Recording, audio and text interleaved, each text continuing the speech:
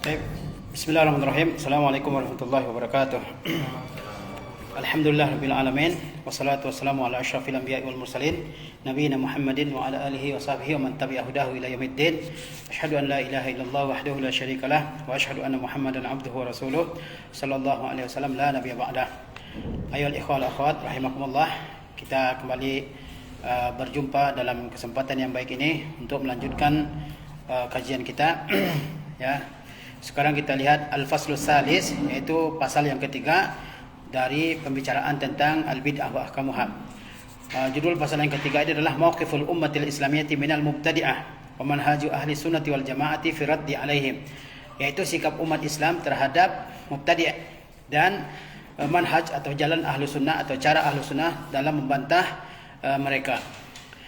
Syekh Shalih Al-Fauzan hafizahullah berkata, yang pertama, mauqifu ahli sunnati wal jamaati minal mubtadi'ah, ya, sikap ahli sunnah wal jamaah terhadap mubtadi'ah. Beliau berkata, mazala ahli sunnati wal jamaati yarudduna alal mubtadi'ati, ya, ahli sunnah wal jamaah selalu membantah al mubtadi'ah. Jadi salah satu prinsip ahli sunnah adalah mereka selalu membantah al mubtadi'ah. Wa yunkiruna alaihim bid'ahum, dan mereka mengingkari bid'ah-bid'ah mereka. Wa yamna'unahum min muzawalatiha, dan mereka melarang al mubtadi'ah itu melakukan bid'ahnya. Wa ilaika namazija min zalika, dan ambillah beberapa contoh yang berikut ini. Jadi ahlus sunnah itu selalu mengingkari al mubtadi', ya, karena di antara prinsip ahlus sunnah adalah al-amru bil ma'ruf wan nahyu 'anil munkar, mengajak kepada yang ma'ruf dan mencegah dari yang mungkar. Dan di antara bentuk amal ma'ruf nahi munkar adalah melarang dari perbuatan-perbuatan bid'ah, ya. Mereka, ya, ahlu sunnah mengingkari ahlu bid'ah, kemudian menyanggah mereka dan juga mencegah mereka secara lemah lembut, ya, dari melakukan bid'ah-bid'ah mereka. Wa ilaika namazija min zalika. Berikut contoh-contoh bagaimana ahlu sunnah mengingkari ahlu bid'ah, ya.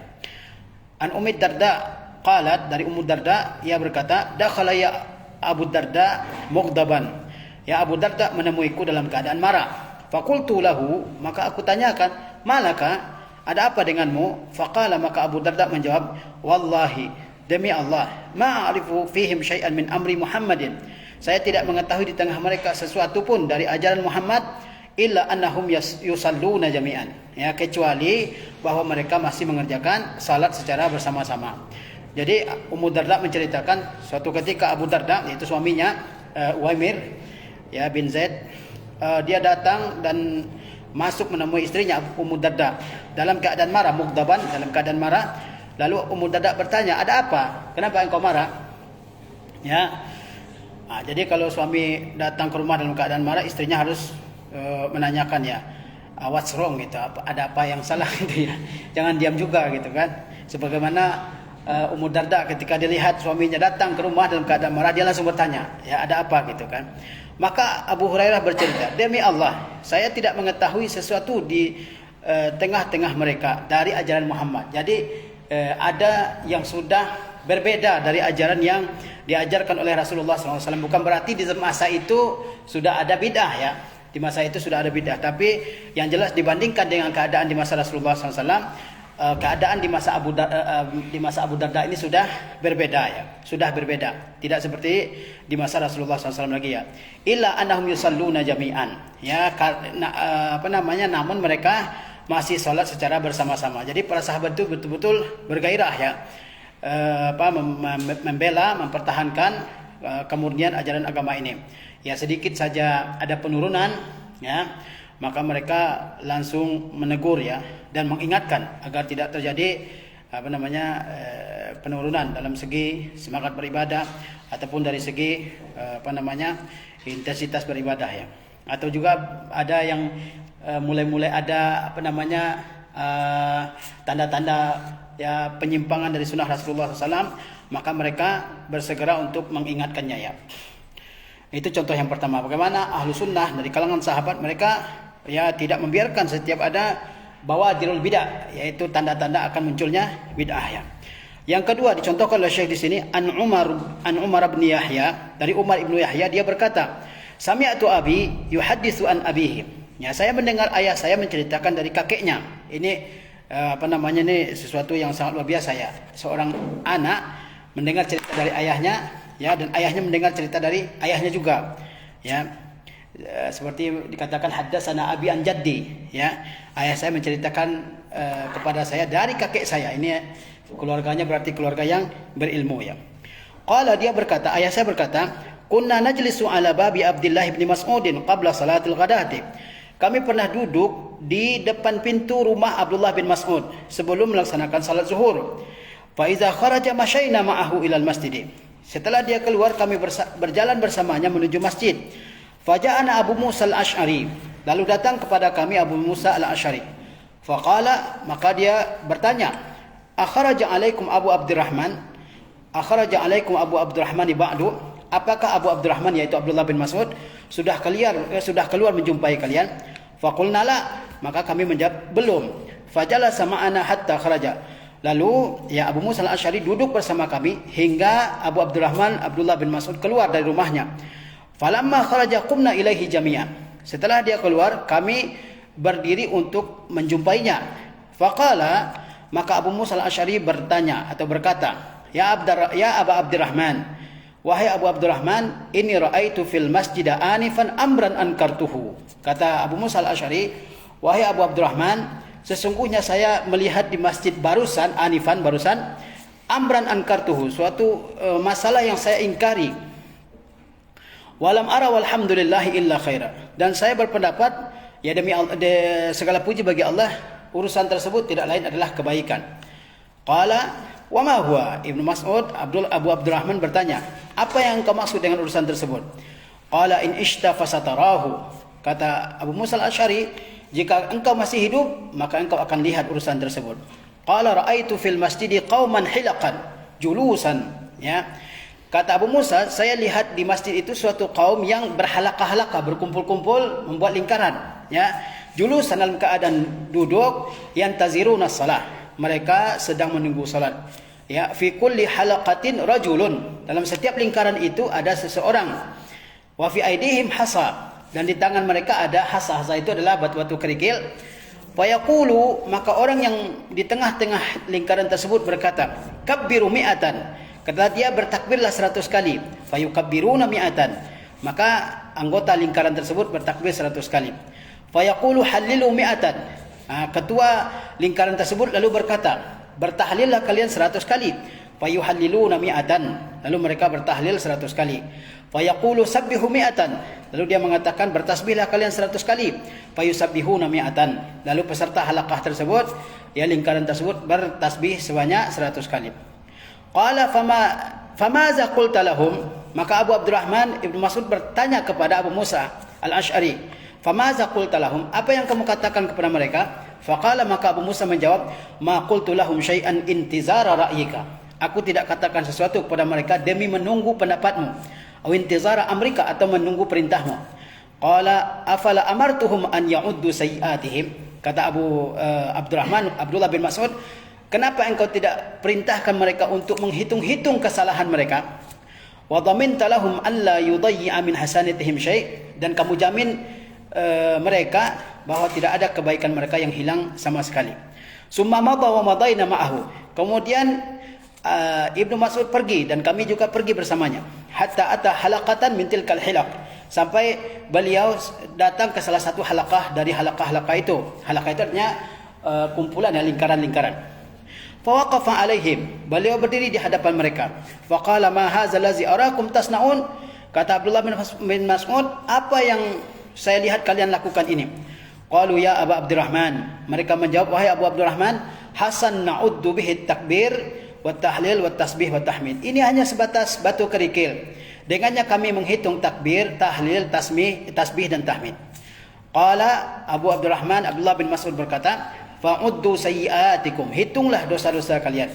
Fa ana dhaminun alla yadhi'a min hasanatikum syai'an. Saya jamin tidak ada kebaikan kalian yang hilang. Waihakum ya umat Muhammad. Celaka kalian wahai umat Muhammad. Ma asra'a halakatakum. Alangkah cepat kehancuran kalian, kebinasaan kalian. Haula'i ashabuhu mutawafirun.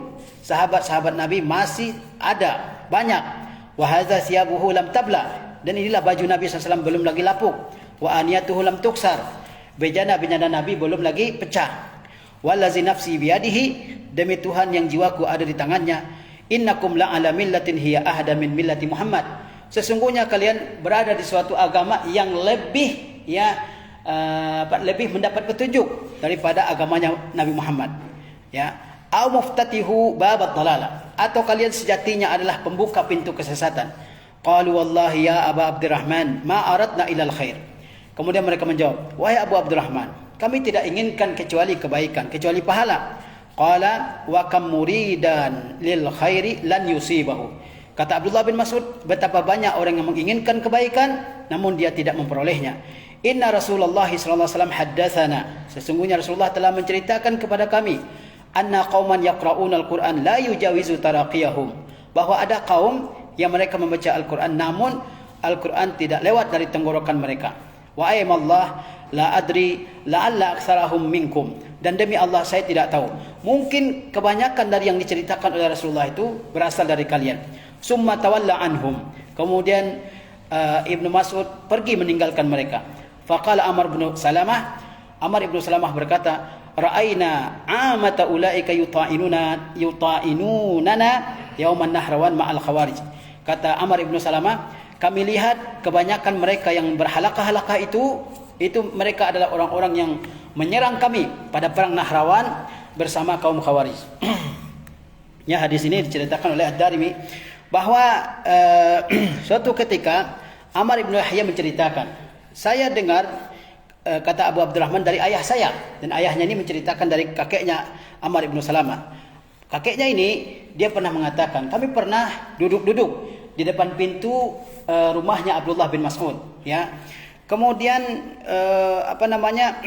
kami menunggu beliau sampai beliau keluar dari rumah, ya, untuk sama-sama berangkat ke masjid. Lalu tiba-tiba datang Abu Musa al-Asy'ari, ya. Maka Abu Musa al-Asy'ari bertanya, apakah Abu Abdurrahman, yaitu Abdullah bin Mas'ud, sudah keluar menemui kalian? Maka kami jawab, belum, kata kakeknya Amr bin Salamah ini. Lalu dia juga ikut duduk, Abu Musa al-Asy'ari juga ikut duduk sampai keluarnya Abu Abdurrahman, yaitu Abdullah bin Mas'ud, ya. Lalu Abu Musa al-Asy'ari mengabari Abdullah bin Mas'ud tentang suatu masalah yang dilihat di masjid yang belum pernah ada sebelumnya, yaitu ada kaum yang berhalaqah-halaqah membuat lingkaran-lingkaran, ya. Kemudian Kemudian lingkaran-lingkaran tersebut dipimpin oleh seseorang. Lalu orang yang memimpin ini mengatakan, ayo, ya, bertakbirlah kalian 100, kemudian bertahlillah 100, kemudian bertasbihlah sebanyak 100, ya. Itu adalah hal yang tidak ada di zaman Rasulullah SAW. Belum ada seperti itu. Orang berzikir dengan halaqah-halaqah, ya.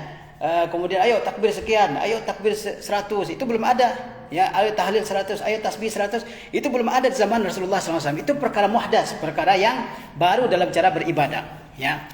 Nah, kata Abu Musa al-Asy'ari, menurut saya itu enggak apa-apa. Tapi kata Abdullah bin Mas'ud itu adalah perkara yang harusnya diingkari, ya. Kata Ibnu Mas'ud, Abu Abdurrahman, apa yang kamu katakan kepada engkau, wahai Abu Musa al-Asy'ari? Kata Abu Musa, saya tidak mengatakan apapun. Saya menunggu pendapat engkau. Ya, karena Abdullah bin Mas'ud adalah seorang sahabat yang sangat alimnya para sahabat, ya. Kemudian Ibnu Mas'ud pergi menemui halaqah tersebut, ya, menemui lingkaran-lingkaran tersebut yang sedang bertasbih, bertakbir, bertahmid, ya, dengan angka-angka tertentu. Kemudian Ibnu Mas'ud bertanya, ini apa yang kalian lakukan ini? Ya, apakah ini ada di zaman Rasulullah SAW? Apakah ada sahabat mengajarkan seperti ini? Ya, apa jawab mereka? Ini hanya sebatas kerikil-kerikil untuk menghitung tasbih, tahlil, tahmid, ya.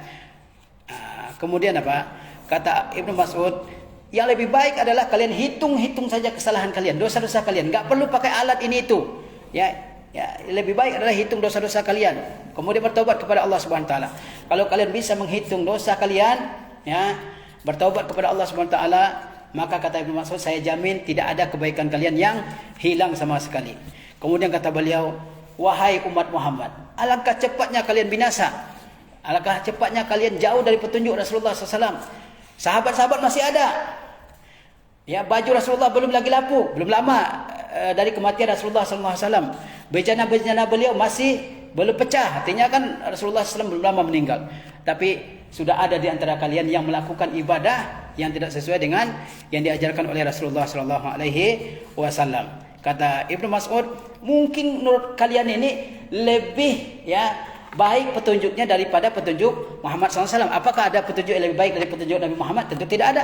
Wa khairul hadi hadiyu Muhammad, sebaik petunjuk adalah petunjuk Nabi Muhammad. Ini kalau orang melakukan tata cara ibadah yang tidak sesuai dengan yang dilakukan oleh Nabi, itu secara bahasa perbuatannya dia mengatakan yang saya kerjakan ini lebih bagus daripada yang dikerjakan Nabi Muhammad SAW. Petunjuk yang saya lakukan ini lebih bagus dari petunjuk yang dilakukan oleh Muhammad SAW. Itu adalah penghinaan kepada Nabi SAW. Ya kan? Karena kita yakini bahwa petunjuk yang paling baik adalah petunjuk Nabi Muhammad SAW. Kalau kita buat tata cara ibadah yang baru, itu secara bahasa perbuatan kita mengatakan bahwa yang kita lakukan itu lebih baik dari apa yang dikerjakan oleh Nabi SAW. Dan itulah salah satu pemicu munculnya bid'ah. Yaitu orang tak puas dengan cara ibadah yang sudah diajarkan oleh Nabi SAW.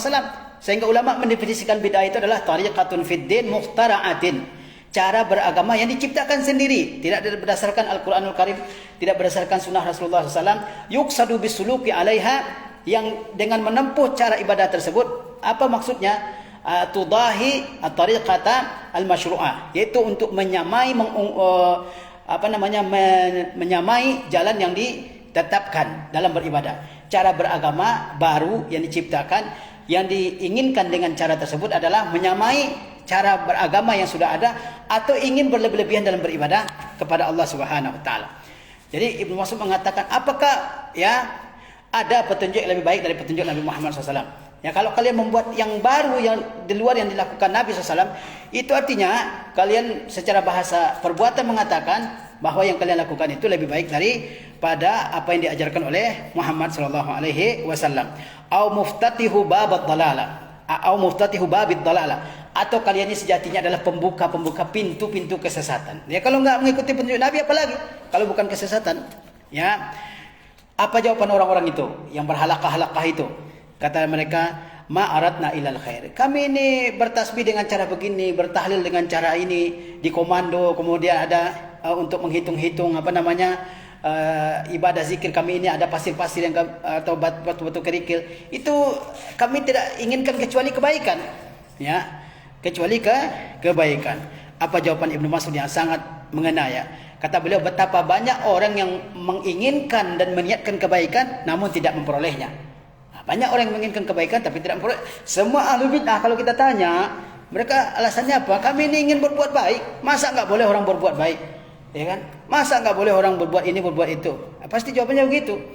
Ya, kita katakan kamuri dan lil khairi lam yusibahu. Betapa banyak orang yang menginginkan kebaikan namun tidak memperolehnya karena caranya tidak sesuai dengan diajarkan oleh Rasulullah sallallahu alaihi wasallam, ya. Kemudian kata Ibnu Mas'ud, Rasulullah SAW pernah bercerita kepada kami, ada kaum yang mereka membaca Al-Quran tapi tidak lewat dari tenggorokannya. Jadi tidak paham dengan Al-Quranul Karim, ya. Sebatas bacaan saja tapi enggak paham apa isinya. Taib, ya. Kemudian Amr ibn Salamah yang menceritakan kisah ini dari ayahnya, dari kakeknya, beliau mengatakan kebanyakan yang dulu berhalaqah-halaqah di Masjid Kufah itu yang ditegur oleh Ibnu Mas'ud itu adalah orang-orang yang menyerang para sahabat, ya, dalam perang Nahrawan, ya. Mereka bergabung dengan kaum Khawarij. Lihat bagaimana pengingkaran Ibnu Mas'ud radhiyallahu taala anhu terhadap bid'ah yang muncul di masa beliau, yaitu bid'ah berzikir berhalaqah-halaqah, ya. Berzikir berhalaqah-halaqah itu tidak ada di masa Rasulullah SAW, ya. Apakah Rasulullah tidak berzikir? Berzikir. Setelah salat juga berzikir, ya. Tapi cara berzikir seperti itu tidak ada di masa Rasulullah SAW. Itu namanya bid'ah idhafiyah.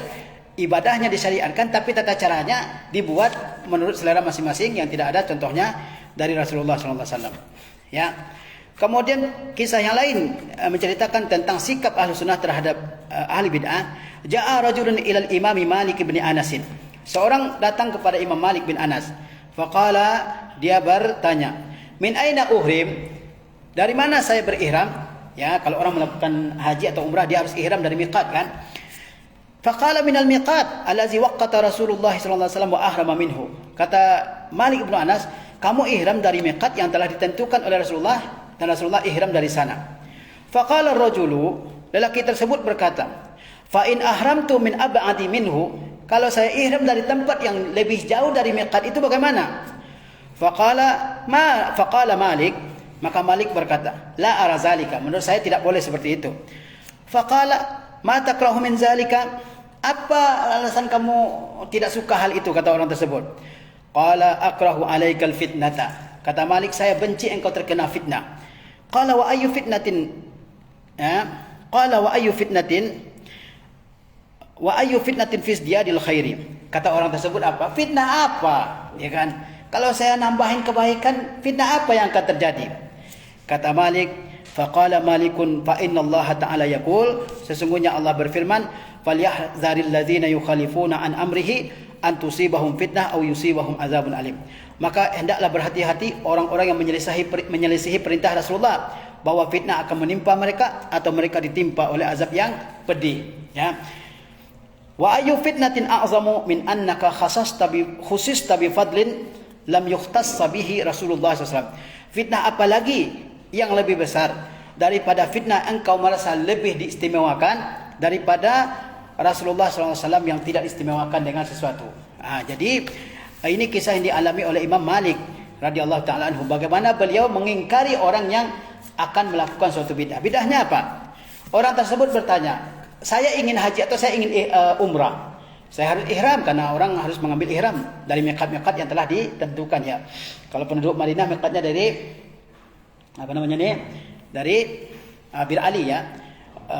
Mungkin jarak berapa kilo dari Madinah, dia harus miqat dari sana. Dia harus memakai pakaian ihram, dan larangan-larangan ihram sudah berlaku dari miqat tersebut. Orang ini mengatakan, saya ihramnya dari mana? Kata Malik, dari tempat ihramnya Rasulullah SAW, dari tempat miqat yang telah ditentukan oleh Rasulullah, karena Rasulullah sudah menentukan miqat-miqat, ya, tempat melakukan ibadah, ya, tempat mengawali ibadah haji atau umrah, ya. Dari sanalah kamu miqat. Lalu orang itu mengatakan apa? Kalau lebih jauh gimana? Boleh enggak lebih jauh supaya saya pahalanya lebih besar gitu? Boleh enggak lewati tempat-tempat yang telah ditentukan oleh Rasulullah itu? Boleh enggak saya ihram dari sana? Kata Malik, enggak boleh begitu. Rasulullah sudah tentukan miqat kamu di sini, mungkin di Madinah, ya. Imam Malik kan imam ahlul Madinah. Miqat kamu dari sini, dari tempat yang disebut namanya Zulhulaifah, ya. Kemudian kata orang tersebut apa? Kalau la arazali, kata Imam Malik, menurut saya tidak boleh begitu. Kamu harus ihram tempat yang telah ditentukan Rasulullah, enggak boleh lewat, enggak boleh juga sebelumnya. Di mana Rasulullah ihram, di situ kamu ihram. Apa kata orang tersebut? Emang ada apa kalau saya lewati itu dan saya ihramnya lewat dari miqat itu, kenapa? Ya. Kata Malik apa? Saya khawatir kamu dapat fitnah, ya. Fitnah itu maksudnya kesesatan, penyimpangan, ya. Fitnah itu bukan berarti fitnah dalam bahasa Indonesia, ya. Kalau bahasa Indonesia fitnah itu mungkin mendiskreditkan orang, menjatuhkan nama orang, bukan itu. Fitnah itu dalam Al-Quran banyak maknanya. Di antaranya maknanya kesesatan, di antaranya maknanya ujian, ibtila, imtihan, ikhtibar, itu makna-makna fitnah, ya. Ya, bukan fitnah dalam bahasa Indonesia, ya. Kesyirikan juga bermakna fitnah, ya. Apa kata Malik? Saya khawatir kamu terkena fitnah, ya. Kata orang itu apa? Fitnah apa? Saya cuma menambah kebaikan kok dapat fitnah. Nah, ini sering kita lakukan, kan? Masa orang berzikir dilarang, dikatakan bid'ah. Masa orang merayakan Maulid Nabi dikatakan bid'ah, gitu kan? Zaman sekarang kan seperti itu. Sama seperti orang ini, fitnah apa yang akan saya dapatkan kalau saya ihramnya melewati yang sudah ditentukan oleh Rasulullah SAW? Imam Malik jawabannya apa? Kata Imam Malik, Allah berfirman, hendaklah orang-orang yang menyelisihi perintah Rasulullah ini takut jika mereka tertimpa fitnah atau ditimpa oleh azab yang pedih. Kemudian kata beliau, fitnah apa lagi yang lebih besar daripada fitnah merasa lebih diistimewakan daripada Rasulullah SAW dalam suatu perkara? Ini fitnah apa lagi yang lebih besar, ya kan?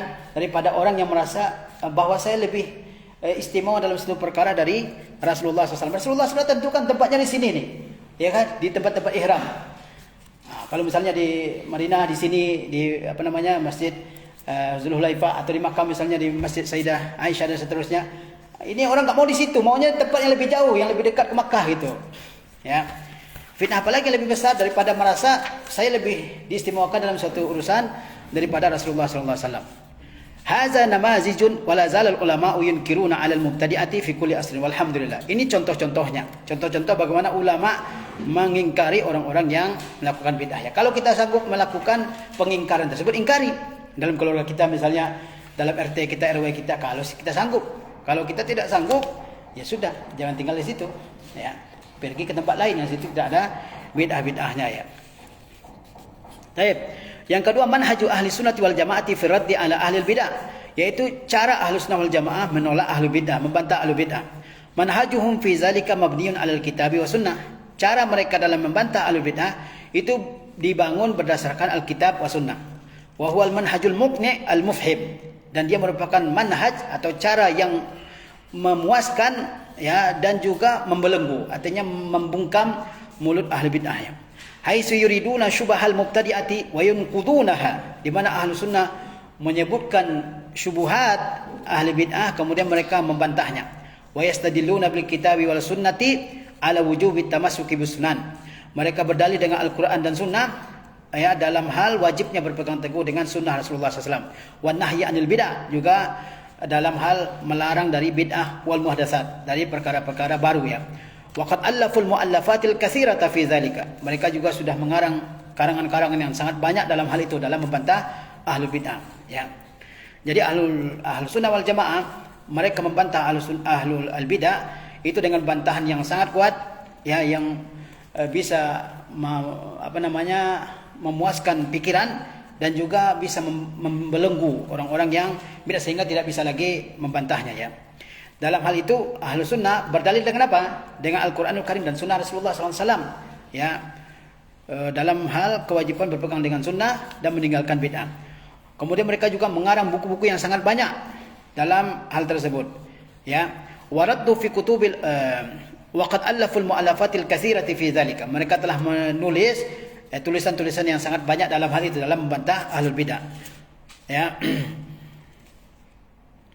Waraddu fi kutubil aqaidi ala syi'ati wal khawariji wal jahmiyati wal mu'tazilati wal asy'ariyati fi maqalatihim al mubtadi'ah fi usuluddin wal aqidati. Ya, mereka juga membantah, Ahlussunnah membantah dalam kitab-kitab akidah yang mereka membantah apa? Syiah, Khawarij, Jahmiyah, Mu'tazilah dan Asy'ariyah. Fi maqalatihim al mubtadi'ah, dalam ucapan-ucapan mereka, dalam pendapat-pendapat mereka yang bid'ah, tidak ada di masa Rasulullah SAW. Fi usuluddin, dalam dasar-dasar keimanan, wal aqidah. Wa alafu kutuban khasatan fi zalika. Mereka juga menulis buku-buku khusus untuk hal tersebut. Kama allafal Imam Ahmad kitab ar-raddi 'alal Jahmiyah. Sebagaimana Imam Ahmad menulis kitab Ar-Raddu 'alal Jahmiyah, bantahan terhadap Jahmiyah. Wa alafa ghairuhu minal a'immati fi zalika. Imam-imam yang lain juga menulis bantahan ya terhadap pelaku-pelaku bid'ah dalam akidah ini. Ka Utsman bin Sa'id ad-Darimi, seperti Utsman bin Sa'id ad-Darimi ya, dalam kitabnya Ar-Raddu 'ala al-Jahmiyah ya.